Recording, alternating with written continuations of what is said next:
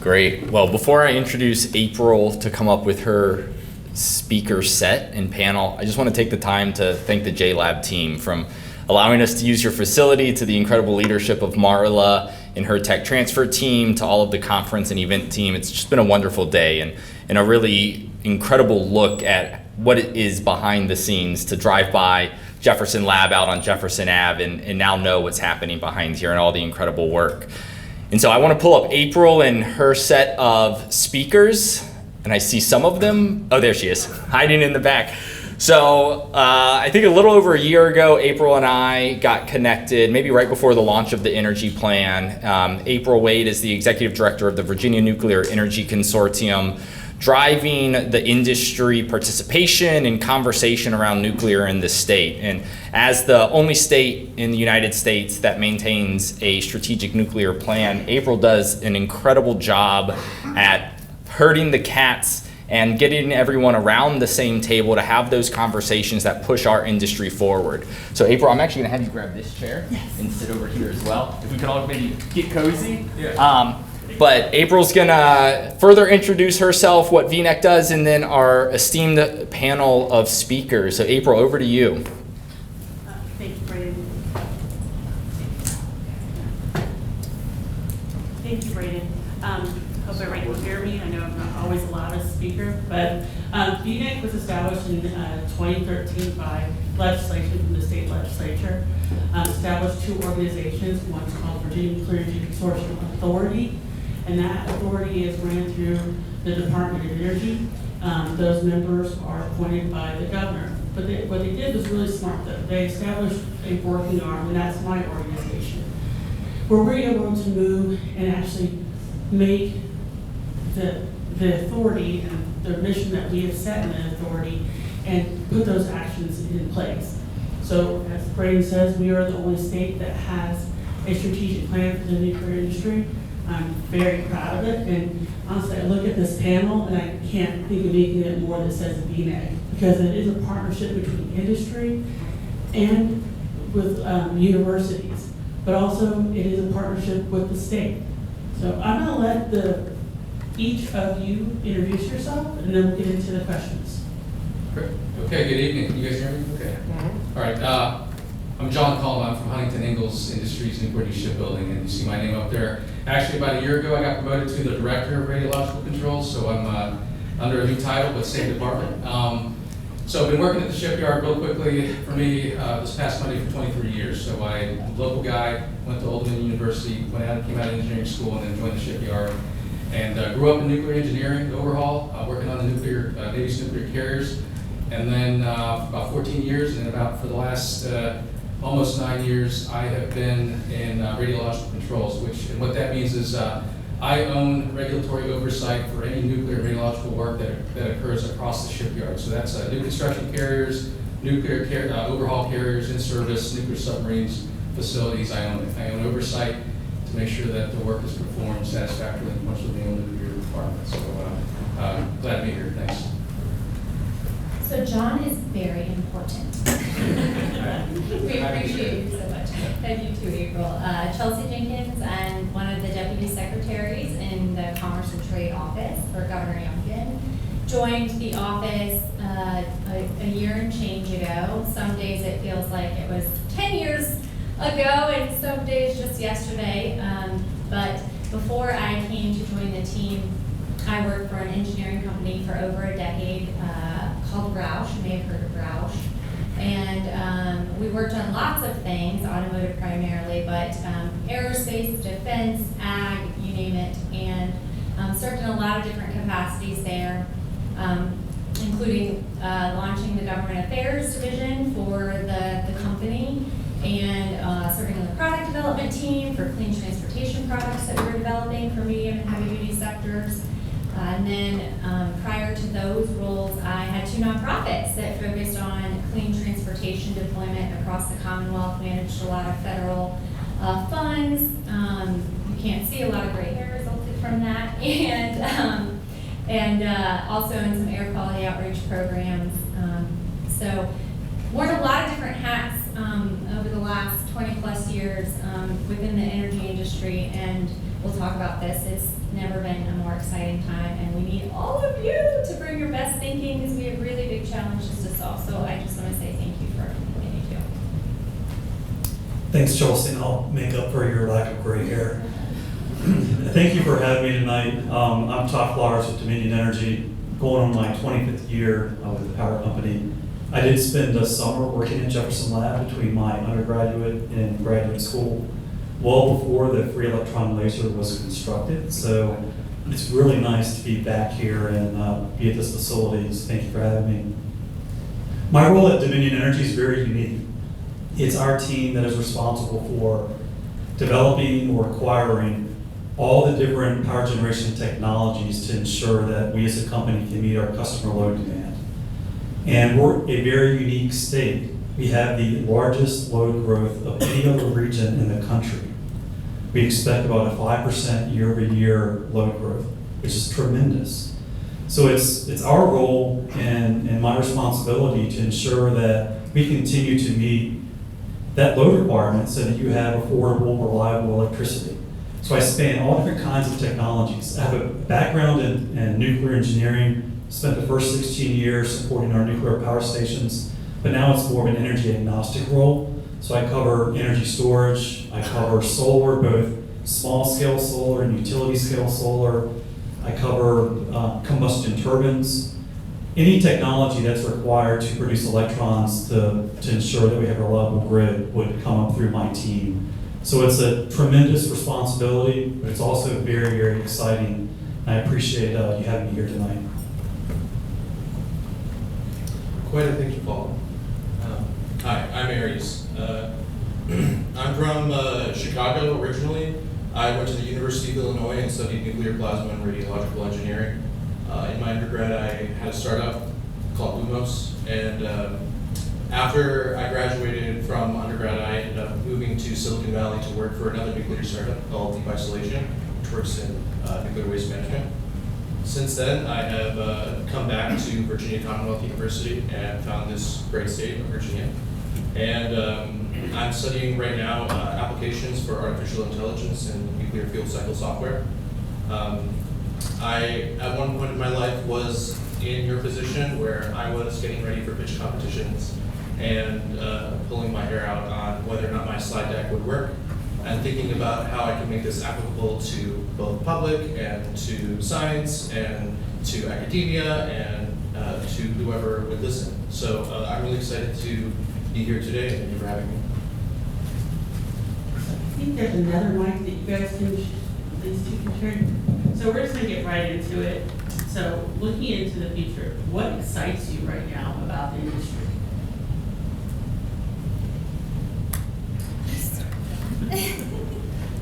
We're gonna fight over this?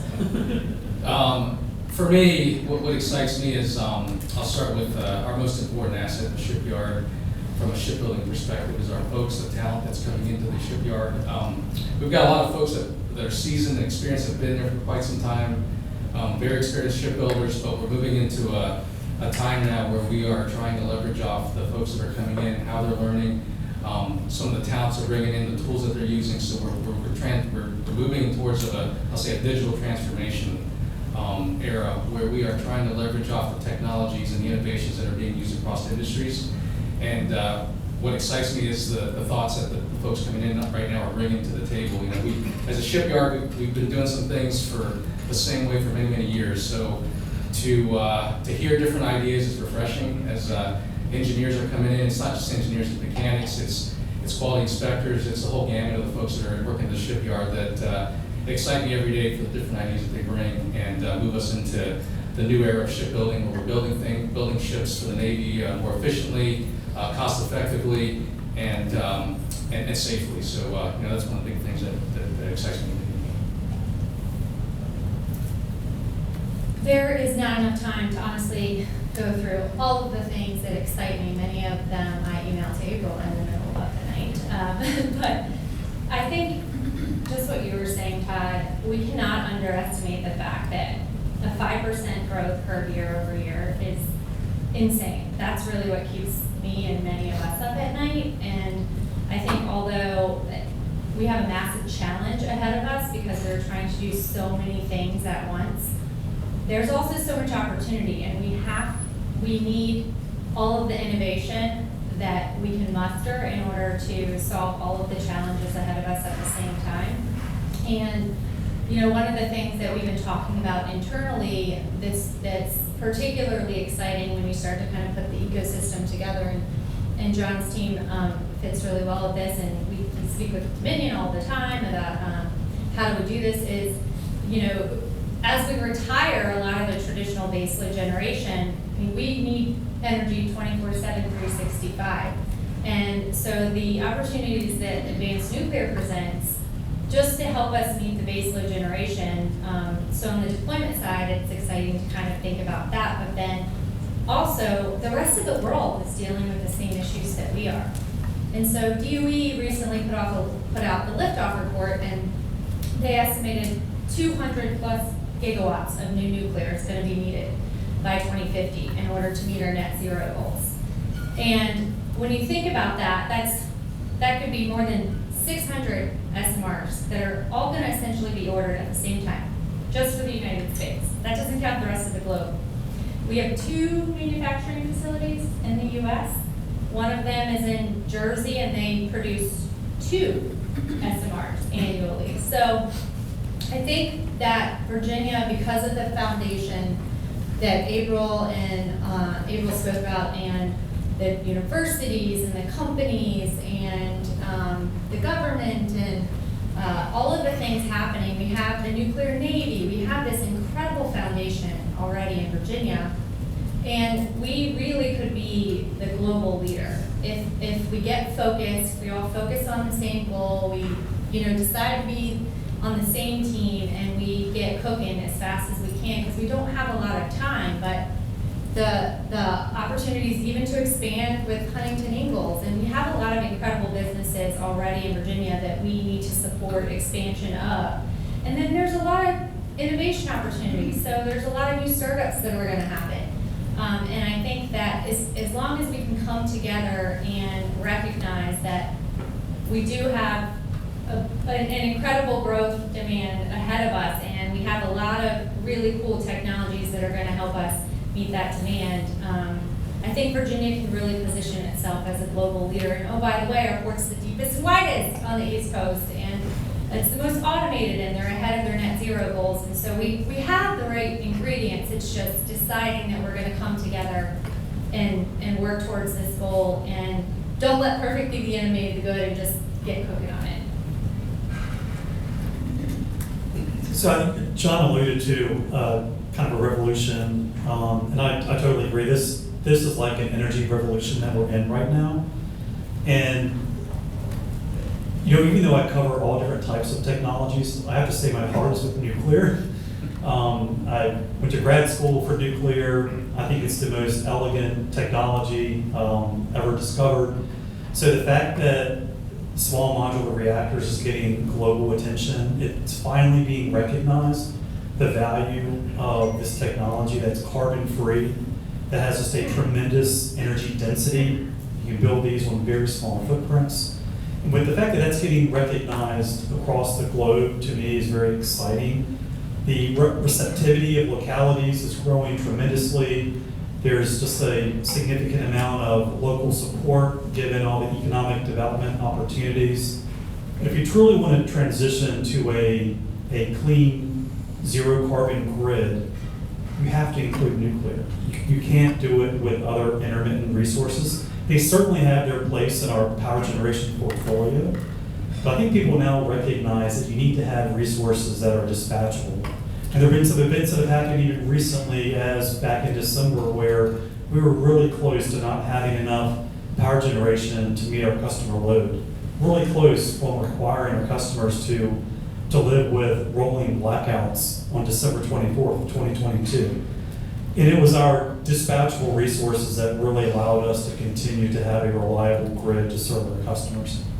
So I think the fact that energy is now being viewed at a level playing field, recognized by the current administration through the Inflation Reduction Act, where now nuclear gets the same kind of tax incentives that other renewable technologies have gotten for years, I think is really critical, and it just demonstrates the importance of this technology, and it's really the part of our clean energy transition. For years, I used to say that coal plants are throwing out all of these radionuclides that are affecting the public, and I find it to be pure poetry that today we are seeing across the U.S. people putting in applications for their coal town that has lost an economy over years to be revitalized with a project like a nuclear reactor. And I think that, you know, even just seeing earlier this year, we saw our governor touting SMRs, and 1-2 days later it made the front of World Nuclear News. And seeing this kind of transition in public opinion and people getting excited, people realizing the importance of decarbonization it's just very refreshing to me. So the next question is, what are the challenges that we're facing as we go forward?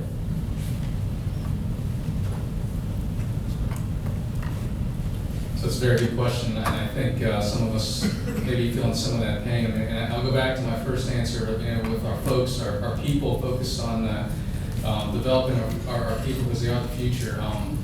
One of the challenges I'll share with you, the shipyard, is we are having our more experienced workforce leaving, retiring, taking other positions within the organization or outside the organization. And I'm having a big influx of folks that are coming in without that same level of shipbuilding experience that we have to take under our wing and teach them how to build ships. Newport Shipbuilding is the only organization in the country that builds the naval nuclear carriers. And we're one of 2 companies that build the nuclear submarines, Electric Boat, General Dynamics being the other member partners. You know, that's a big challenge for us because, you know, it takes time to develop our workforce, and there's a lot of workforce development initiatives that we are taking on and starting up in the company. And that's from the leadership down to the folks on the deck plate. So, and I'm part of that solution. So that is our job as a leadership team at the shipyard, and I think most our organizations here at the table to look after our people because they are the future. So when we're off retiring in other places that we're gonna, that next phase of our life, you know, we have to leave, you know, our reputation, our experiences, and what we've, you know, kind of how we've been coached and mentored as we've come through our careers to the folks that are coming in behind us. So that's a challenge, April, for us. We acknowledge that. You know, we have folks that are coming in, staying for a few years, and then seeing other opportunities, which is okay. I'm a proponent of, you know, professional and personal growth, so I always encourage that. But I also need to keep them because I need to make sure that we are continuing to build our Navy nuclear ships, you know, for the future to defend our country. So it's one of the challenges that we recognize we have, but we are taking steps and actions to make sure that we are keeping the folks happy that are there, and that we're leveraging off the folks that are there for a little bit longer with us. So thanks. So I think one of the challenges has been that I'm hopeful that we're going to get better in the near future on is we need to do better at finding common ground around these issues, and I think that we have to understand that with all the upsides, there's also some downsides, and we have to manage them both simultaneously. And I think that we can do that. And we talked about workforce. Interestingly enough, I was at a Team Virginia meeting earlier today, and site selectors from around the country were there. And they're the ones that work with a lot of these global companies and help them find suitable sites in states that meet their needs. And they were talking about the workforce challenge, and a lot of most of the trend lines, if you look at, you know, GDP and retirements and ages that have recovered post-pandemic and things, all the trend lines are looking pretty terrifying. And so a lot of the companies are recognizing that there isn't a great solution to the workforce challenge that we can see right now, especially with no clear path for immigration reform, and that's a big topic of conversation, but that they are looking to automate a lot more. And what that requires is more energy. And so most of the solutions that we're talking about right now require more energy, and so that compounds some of the challenges that we have ahead of us. And we absolutely shouldn't accept that we can have rolling blackouts. We should be able to turn the lights on and they come on and plan for that appropriately. And so making sure that we can remove as many federal, state, local barriers towards getting transmission and distribution online faster. And we need energy to also be affordable. We were talking about energy poverty earlier in the hallway, and it's a real thing. There's a lot of disproportionate impacts as we implement new technologies. They're all passed through, to the ratepayer and things like that. So another area that we discussed this morning is just sites. We are trying, but we need to do better at procuring sites. They need to have utilities ready, and they need a plan for increasing them over time. And so I think that now that we're starting to have more transparent, honest conversations about those downsides that we all kind of knew were coming, but now they're hitting us, and they're affecting our businesses and our ability to grow. I think that I'm hopeful that we're going to come together and work as a team to solve the challenges, because we all want the same thing. We want a reliable grid that's affordable and increasingly cleaner over time. And so I think, I'm hoping that we can do that, and I am pretty optimistic that we can. Yeah, I completely agree, Chelsea. And certainly, if there's an item that keeps me up at night in trying to bring new power generation facilities online, it's the transmission grid.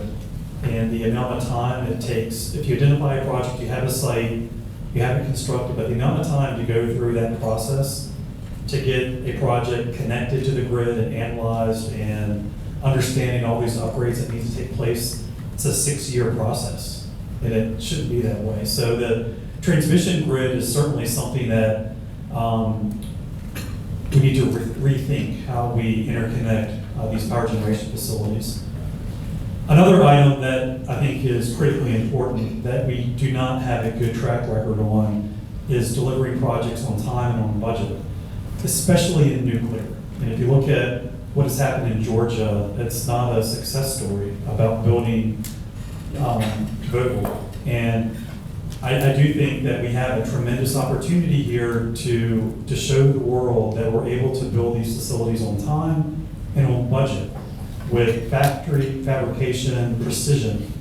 If we don't do that, we're not going to be successful. So it's going to take a lot of creative thinking. It's going to take artificial intelligence. It's going to take young minds coming in and showing us how to do things in new ways, new construction practices, new ways to utilize rebar. I mean, every facet of the industry, I think, needs to be evaluated to ensure that we deploy these new facilities in a manner that has cost certainty so that our customers are sure that we can bring on this new power generation in an affordable manner. Workforce development, I just want to echo, is a serious concern. We are trying to get as many people into this field as possible. We're trying to show in the industry that nuclear isn't this, unaccessible piece of technology.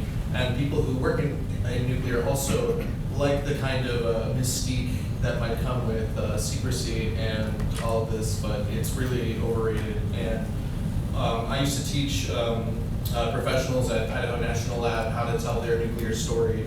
And what starts with it is by not using words like the nuclear industry, and to talk about what you yourself are doing for this world. And everybody who is working in nuclear and in energy in general are doing a very important part. Another thing I wanted to talk about was actually export controls being a really big barrier. So for a lot of the startups here that are working in clean tech, hydrogen, your investors might be asking you, how do we expand this globally? And when you work on technology, like with my own startup, you have to worry about export controls, and that's a barrier for you for your investment. It's kind of a very personal thing for me, like Chelsea was just talking about energy poverty. I come from a family of 8 siblings, and we didn't always have electricity running, we didn't always have hot water running, and this is a real reality for a lot of people, not just in the United States, but across the world. So being able to export these life-saving technologies to countries that might have current export barriers, it's a huge issue. Thank you. Great answers, and I just always, the workforce is such an issue, but I want to, before I go back into the workforce question, I want to ask you guys, what do you see for Virginia right now as the biggest opportunities in the innovation that we're seeing in the industry?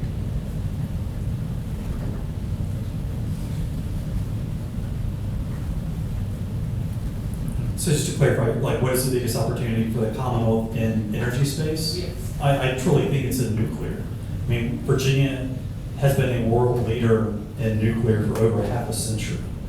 We have a legacy of reliable, clean operations. 40% of our energy comes from nuclear.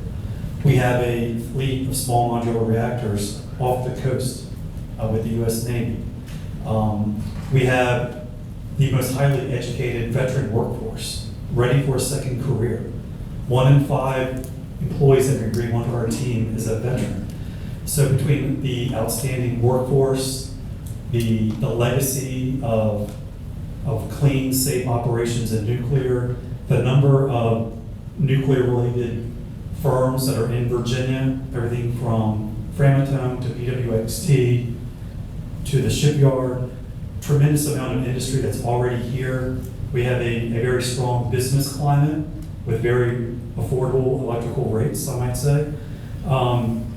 With the institutions of higher education, some of the best universities, with Virginia Tech and VCU having programs in nuclear engineering.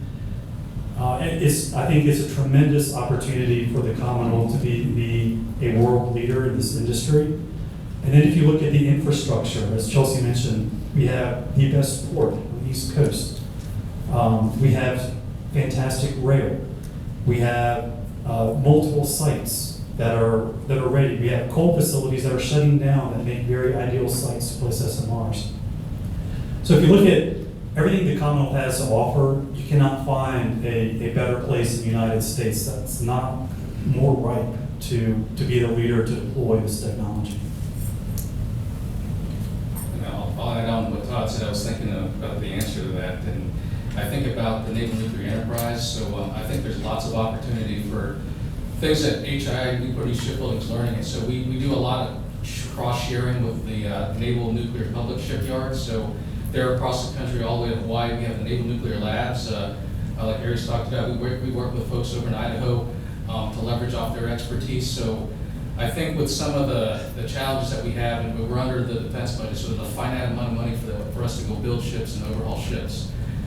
So that's sort of, in my opinion, that forces us to say, okay, what's within our control to go work on and operate within this budget? Because I got to deliver these ships, on time and under budget if I can. And we've certainly had our share of challenges, but what is within our control? What is within our control? The folks that are coming in, the people that we have, the people that are coming in, how we're developing them, and then what are those technologies and innovations that we are leveraging from industry and from within the shipyards. We have lots of tools that we are working on: augmented reality, virtual reality, things that will help us construct and repair ships more efficiently. So I think there's just an endless opportunity there for us to go leverage off, off industry, off Dominion, companies that are within Virginia that we can share lessons learned, and anything that we come up with.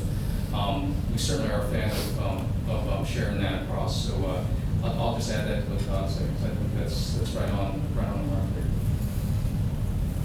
When we sell, from a tourism perspective, how we sell Virginia is around our abundance. We target the experiential traveler, for example. And I really think abundance is a great word to describe our energy system and the opportunities that we have. Couldn't agree more on the advanced nuclear in terms of our world position, and I think those that we're racing to compete with are the ones that we really need to beat. And but across the whole energy, there isn't a diet pill for the grid. We need it all. I mean, everything says we're going to need more and more and more energy. Unless everyone wants to give up their phone and stop using ChatGPT and stop eating meat and live in a tiny home, we're gonna have to figure this out with a lot of tools in the toolbox. And, you know, we do have abundance and unique assets. We have offshore, we have not the best, but we have good wind resources offshore and even onshore. And there's a unique opportunity to import an industry from overseas. So we're working on traveling overseas to meet with a lot of these companies and trying to get them to relocate manufacturing in Virginia. If you look at solar, we have good solar resources. We were one of the leaders there. Dominion's done a great job.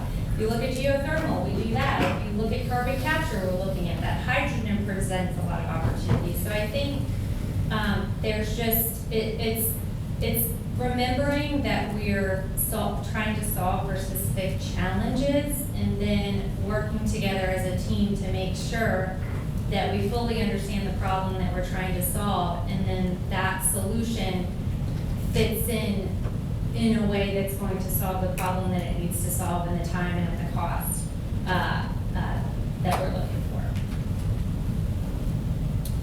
I don't have too much to add, but I will say that coming from Illinois, we have the most nuclear reactors out of any state, but it's also a minimum 6-hour drive to get to any hike. And being in Virginia, that has been a really big deal, so I'm hoping to stay here for longer so that I can enjoy that. And then can I just, one thing, mention how in the last question we were looking at our major challenges and hurdles. For once on a nuclear panel, public perception was not one of those things. And I think that we're in a really unique time right now, and I think we should all just try to appreciate that. Very true. But I'm going to ask a question from your statement before that is, how do we attract this future workforce? What do we need to do that? I am going to start with you because, well, you are the future. I think having job opportunities that are within metropolitan areas is a really big deal for people who are deciding where they want to settle down and work for a company. Again, where I come from, reactor communities, they're minimum 2 hours away from the city, and if for safety concerns, if you're working and the reactor needs you, you can't live in the city if that's an option. And in Virginia, there seems to be a lot more opportunity and a lot more budding opportunity at the moment. Just keeping your cities beautiful and green and opting for hybrid, remote, and in-person, and that's a big deal. Also, creating opportunities for higher education once hired. That's a really big deal, and a lot of people base where they're going to go to work on whether or not they're going to be funded for an MBA or for an MS after that. So usually this time of evening when I'm speaking in front of a crowd, it's typically at a public hearing because I proposed a project and I'm trying to get permitted in that locality. And I think the most compelling story to either the planning commission or the board of supervisors is to have the young people come up and speak on behalf of a project because they want opportunity. They want to remain where they grew up in the locality where their family's located. So it's bringing those opportunities to localities across the Commonwealth. And we're doing that. So we're building solar facilities all across Virginia, providing opportunities for people to work in operations and maintenance or construction. Localities that are economically depressed are now getting substantial revenue through either the machinery and tools tax or through revenue share. We're signing siting agreements to provide funding for those localities. So as we embark on this energy transition, it's really critically important that we do that. We bring economic development and we bring opportunities to people that live in both the rural areas and the urban areas, and providing people a high quality income and a ways to raise a family in the locality from which they're from if they have a desire to stay there. Those were really great points. So I mentioned some of the workforce discussions that were happening earlier and today, and one of the interesting slides to me was there was a post-pandemic job recovery slide, and they broke up into 3 different sections, and one was women, 18 to 35, one was men 18 to 35, and one was over 55. And what was interesting to me is there's a 14% spread between women. They've over-recovered after the pandemic. being the baseline. Men 18 to 35 have still not recovered by several percentage points, and then over 55 is even lower than that. And one of the things the site selector said that was really fascinating is that when you talk with young men 18 to 35, which is a really important part of our workforce, they say there aren't jobs, when we know there's over 300,000 open jobs in Virginia today, not to mention all the other needs that we see coming.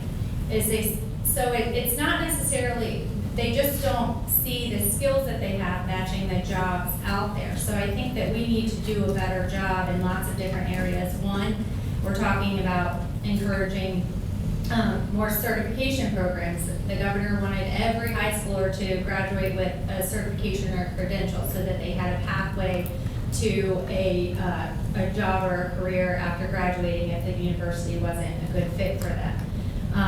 So I think we just need to just get creative and work better on communication and with companies. And companies are going to have to step up. They're just going to have to step up and help reskill and upskill and just be a lot more proactive versus relying on the government to train and get everyone ready for the workforce that they need. And having a place where people want to live is really important. And where people want to live now is different than before too. And it seems easy, but it's actually, economic development is incredibly complicated. And it also requires a lot of investment. And so we have to work together holistically, thinking about housing, thinking about investment in sites, thinking about the workforce training programs and things like that.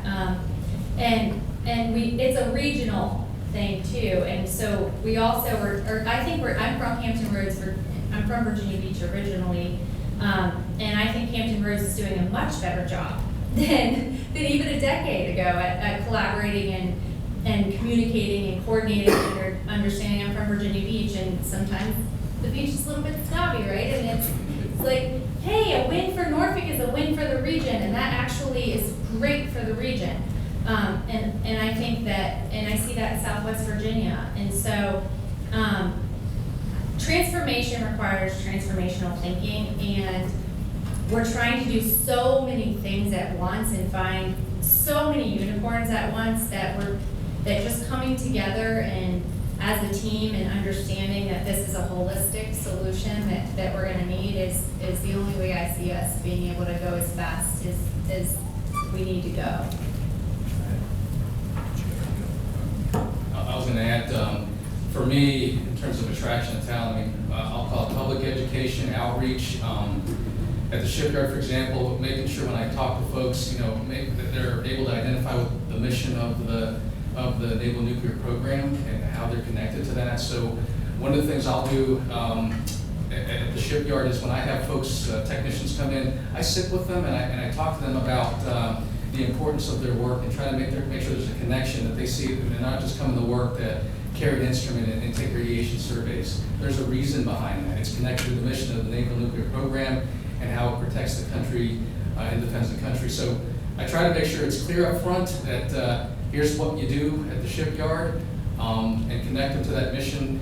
And then also, I think, taking advantage of any outreach opportunities you may have with the public school systems, STEM activities. I recently did a STEM activity in Virginia Beach and had the opportunity to talk to elementary school students. I mean, my wife said, hey, you can't talk to them about reactor physics. They're 6 years old. You can't do that.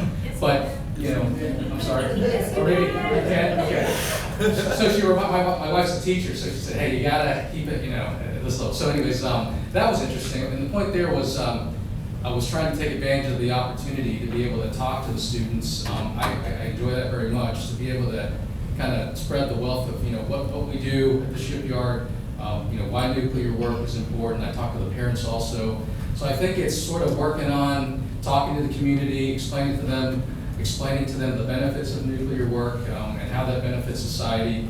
And I think the more that we work on that and spread the news, I think the more advantageous it is for us as an enterprise to bring in nuclear into the state of Virginia. So that's. And just to add, I'm an uncle to many nieces and nephews, but my nephew recently for Christmas I got him nuclear physics for babies. So I highly encourage you to do the same for your nieces and nephews.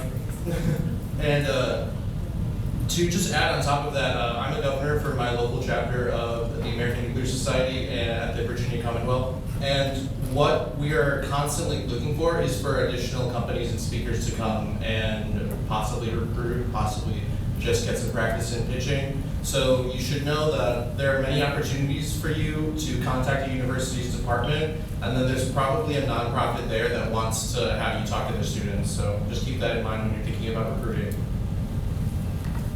One thing, I'm just gonna add something here, is that I think you all said it, but in different ways.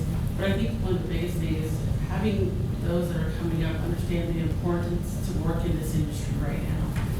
Not only are we on just these new innovations that are being developed and, soon, in a few years, hopefully we'll see deployment, but it's, as Todd has mentioned over and over, that I don't think people really always understand what it means when we turn our light or do a Google Map search of how much power it actually uses. And I think there needs to be appreciation for that and how important it is to work in this industry right now. All right. And April, I just read the other day, and I did read this online, so I haven't validated the accuracy, but I think it's pretty true. But to do a simple Google search consumes, if you factor in all the energy required to do that Google search, to do a simple Google search is equivalent to running a 60-watt light bulb for 17 seconds. And think about your Netflix, think about your Microsoft Teams calls, your Zoom calls. And that factors in, the monitor and doing, so the energy to run your computer. But it's a tremendous amount of energy, and that's why the data center growth in the Commonwealth requires so much energy. The data centers are the backbone of our economy. Everything we do, there's a data center making that happen. Your bank account, your Amazon transaction, there's a data center that is making that cloud data available to you to really make this a very strong economy. And I always think that when Todd says that, I always look around the room and go, okay, and I'm not great at math, but I know it's a lot. If I just look around this room, and it's overwhelming just within this room how much power we've used just in today. You have a question. On that note, two questions. Where's the driver for the 5% year-on-year growth? And the second, is Bitcoin mining a viable economic industry? Okay, so I'll take the first question first. The main driver on that 5% annual load growth is primarily data centers. A single data center requires between 60 and 80 megawatts. It's not electric vehicles, it's not homes. It's certainly part of it. So the transition to EVs is a part of it. And it's not only it's electrification in general. So certainly electric vehicles is part of it. We're electrifying more and more parts of our society to help in the efforts to decarbonize. That contributes to it. Probably 0.5% to 1% is traditional electrical growth, but a good majority of it is data center growth. To the second question on the Bitcoin mining, it's a very new industry, and I think the challenge with serving entities like Bitcoin server farms, the financial security of those businesses, I think, is challenging. They're new. There's not a whole lot of those in Virginia today. So until I think there's a broader acceptance of that industry, it's to me, it's not a compelling opportunity for new load for the state. It's probably more so going to be the powering artificial intelligence and all the industries that will arise from that sector. Any more questions from the audience? I have a completely different question. This is more to Huntington Ingalls.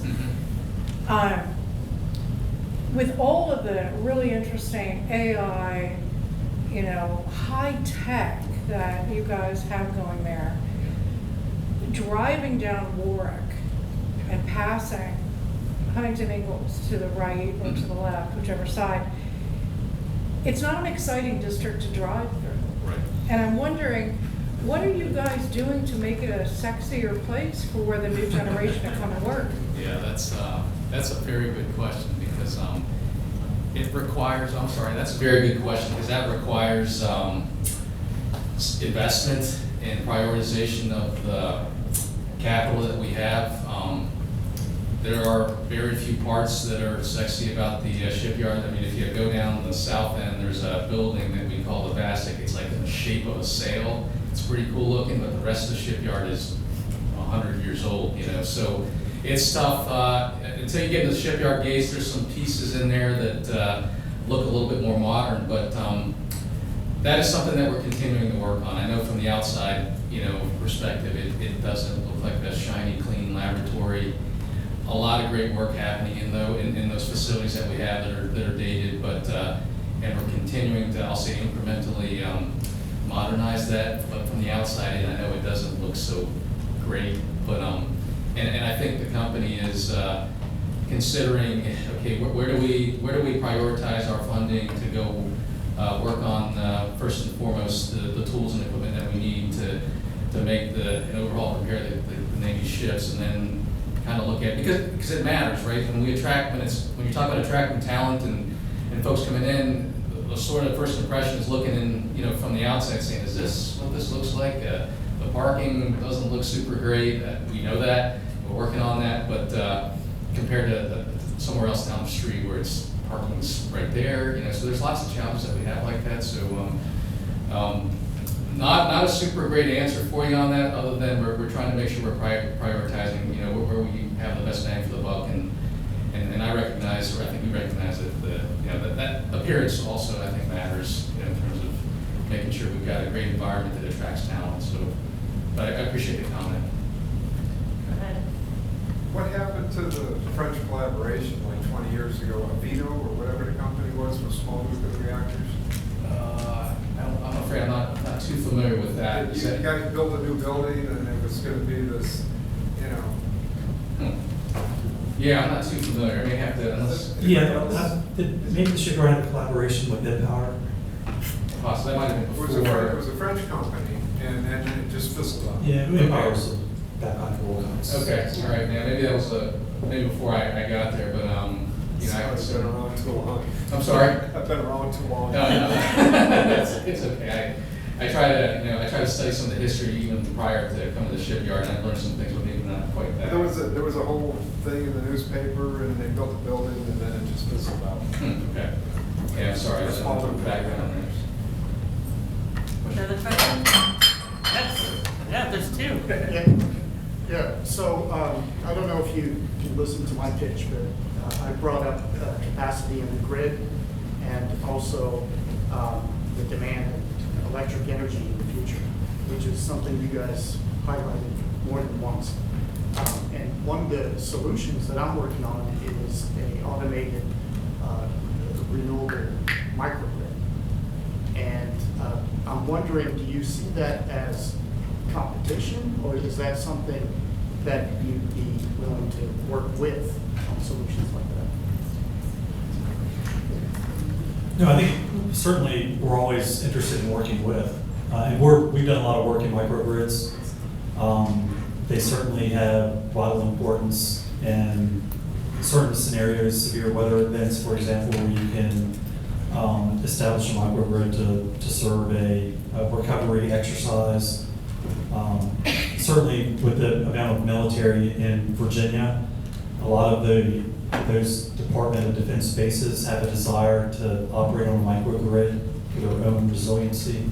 So we're certainly always open for collaboration and innovative ways of ensuring that we have a resilient, reliable grid, and microgrids is certainly part of that.